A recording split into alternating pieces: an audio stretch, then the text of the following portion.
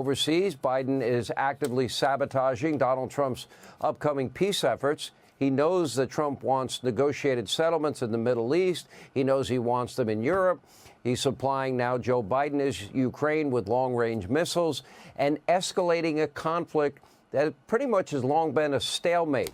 He also, by the way, pumped another $20 billion of your hard-earned tax dollars, your money, into Ukraine to help prolong this conflict. Now, since the fall of the Soviet Union, we have never been this close to a nuclear war. Even Vladimir Putin changed his nuclear policy because of the weapons that Joe Biden is giving Zelensky in Ukraine.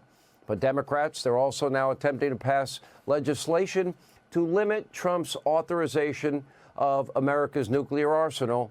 By the way, that would be clearly unconstitutional. And meanwhile, in the Middle East, the U.S. is currently targeting Syria with a barrage of airstrikes after U.S.-backed rebel groups toppled Assad, and there are now fears that ISIS might take power.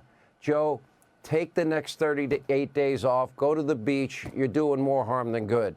And back at home, Biden's chief of staff, well, is openly encouraging the administration in their last 38 days to spend as much money as possible in their final weeks in order to fund woke projects and leave Donald Trump with even more burdensome debt.